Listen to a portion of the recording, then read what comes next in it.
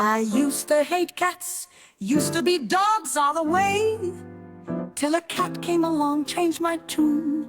Now I say, Hello there, cat people. Dan the Catman here, along with Stephen Quandt, our extraordinary producer from catbehaviorhelp.com. Hi, Stephen. Hey, Dan. Nice to see you.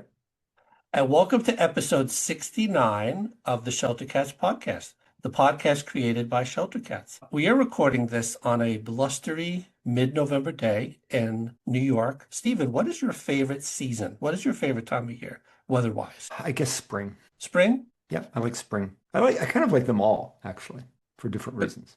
But if you had to choose, you'd say spring. Yes. Okay. I'm a fall winter person myself. I prefer cold to humidity. But that being said, welcome to our latest cat treat episode. And two little announcements before we get to the main topic at hand. As usual, we are part of the Chewy Rescue and Affiliate Program. Chewy helps local rescues and shelters throughout everywhere.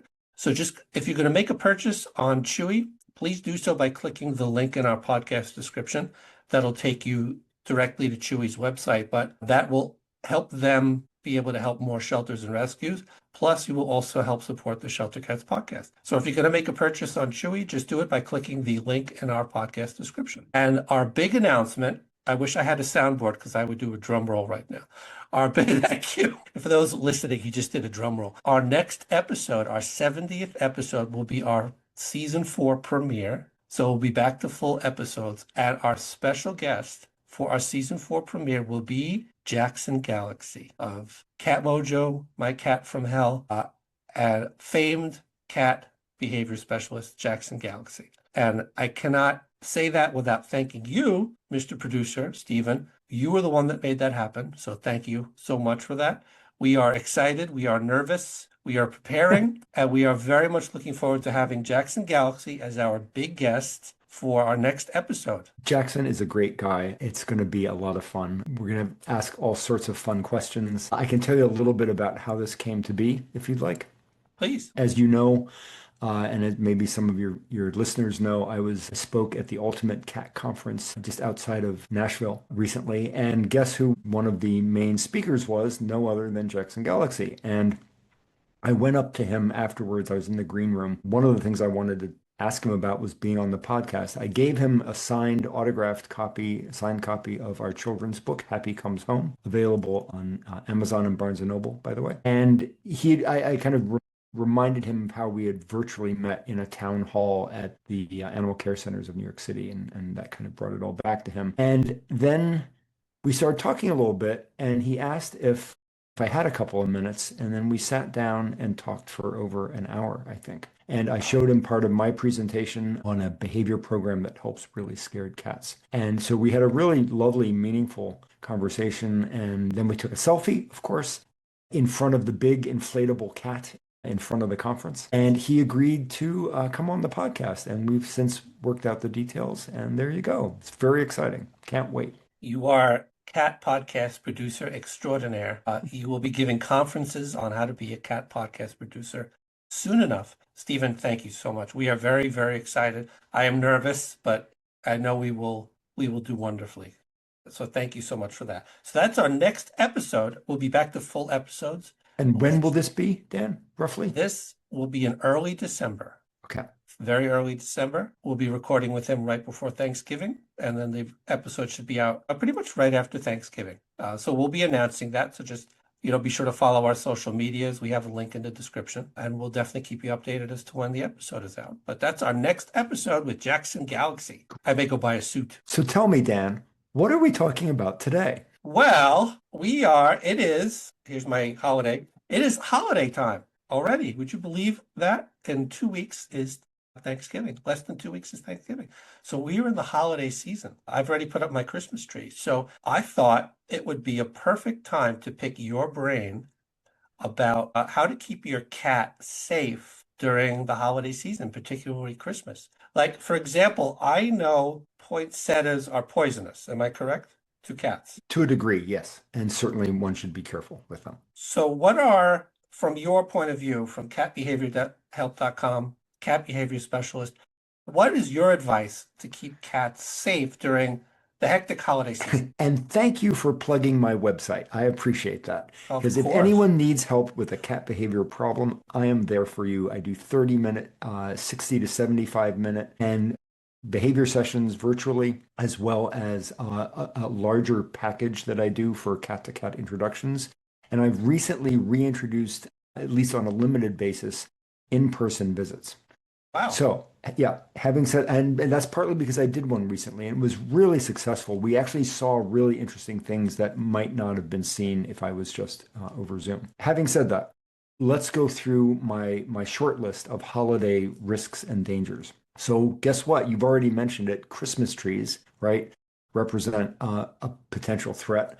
They can fall over. It's not good to be eating, not that cats are necessarily going to eat the needles, but they could, and that's certainly not desirable. The water can have chemicals in it. At the very least, I would cover up the water bowl at the bottom with something so they can't get in it. Make sure they can't tip it over.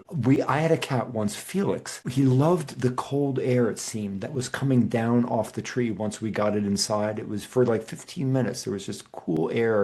It was like a little mini refrigerator, and he wanted to investigate that. So Christmas trees. Most Christmas trees are connected to electrical cords, so that's another concern. And then specifically on trees, the things that we really want to be careful about, tinsel, super dangerous. Tinsel inside, and also the silk that people sometimes get. I don't know if people still do that, but all really bad. And of course, glass ornaments are a risk. Guess what? Cats like to do this with their paws, right? They like to knock things over. Ornaments that break like that, super dangerous. Then we can move into plants a little bit.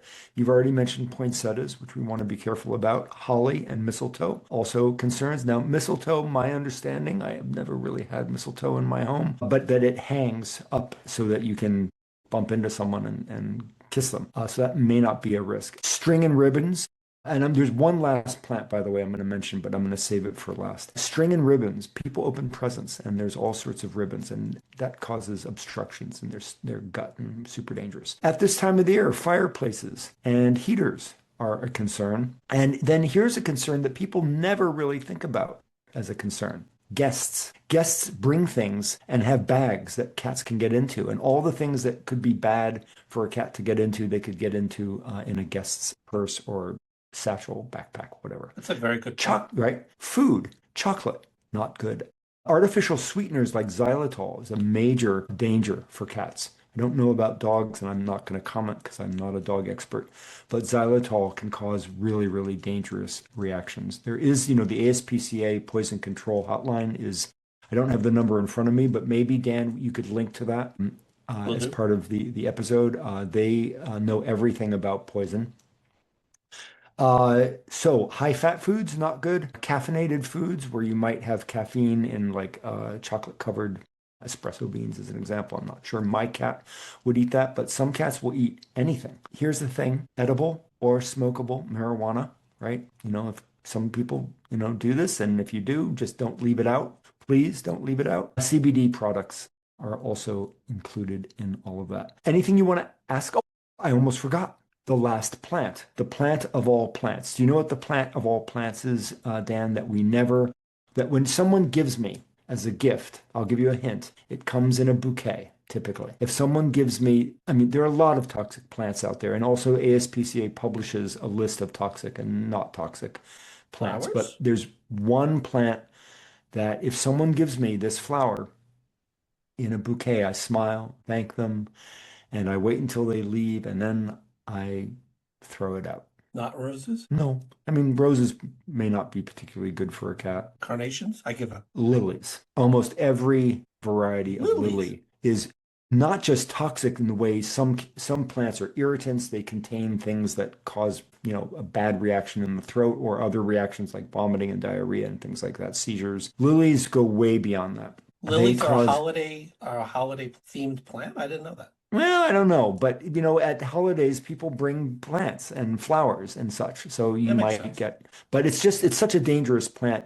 Whenever dangers comes up as a topic, I always tend to mention it. It causes a pernicious type of anemia that basically the red blood cells explode or die, and it's typically fatal to cats. But here's the kick. the kicker is it doesn't generally make the cat sick right then. It can take a couple of weeks, and by then it's too late. So if a cat gets into lilies, and by that I mean the leaves, the pollen, the flower itself, you go straight to the vet immediately. Anyway, that's my short list. Do you want to ask about any of those, or should we talk about any of those? Also, I guess this is more of a behavior. You mentioned guests and the bags they bring. This is probably a duh kind of a question.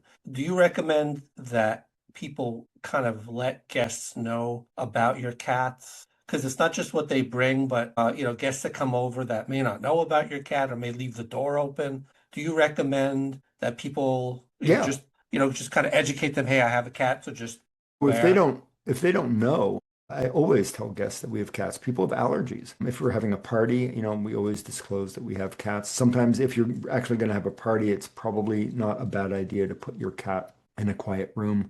It's a good break for them and also prevents any other scary things from happening. Yeah, but yes, I always tell guests. And from the cat's perspective, are holidays stressful for cats? Well, it depends on the cat. Some cats are, excuse me, really confident and friendly and outgoing, and to them, it's like, yay, more people and excitement.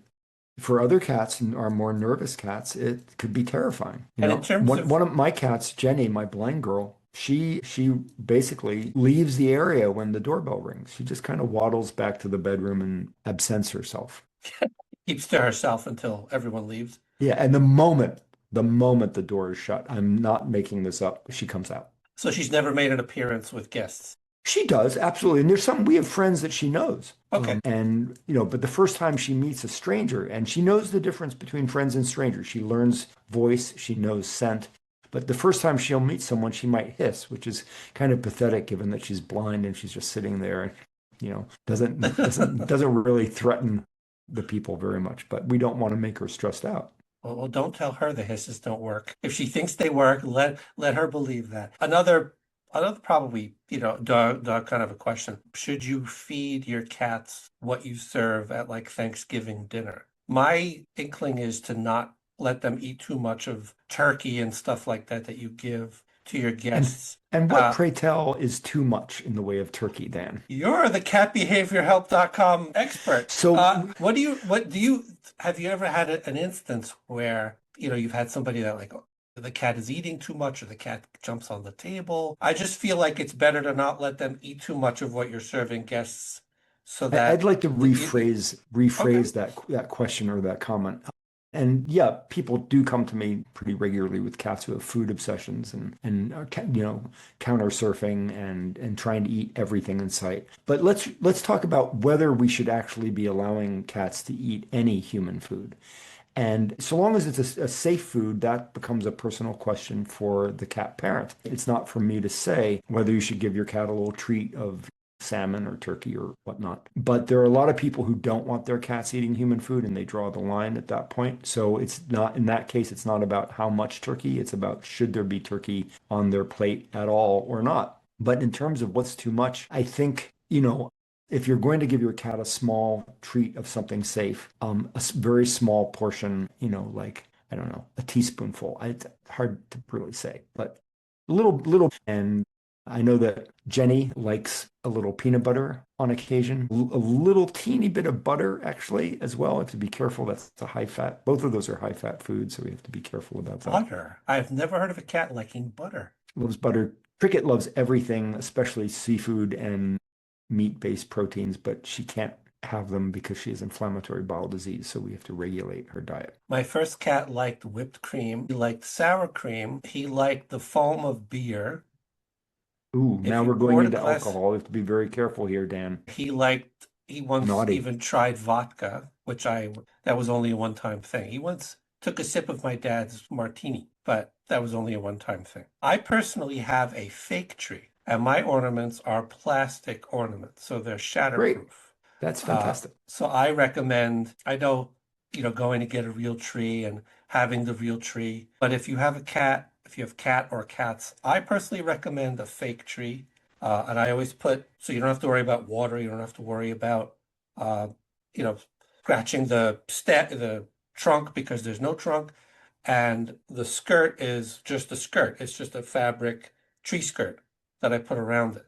Because a few of mine, including my dear departed Jackson, he used to like to sleep under the tree. So what I also do is I will make fake presents and put them at the base of the tree. I'll wrap boxes in Christmas wrapping paper so they look pretty, and I'll put them at the base of the tree. And that seems to also keep them from kind of climbing under it. And they'll still kind of want to take a swing at some of the plastic ornaments. And occasionally Great. they'll fall down and then they'll be like a little basketball. Do you think that's a good idea also? Does that meet your approval? What? Doing what? The kind of the fake present until you get real presents. The sure. fake presents to keep them away.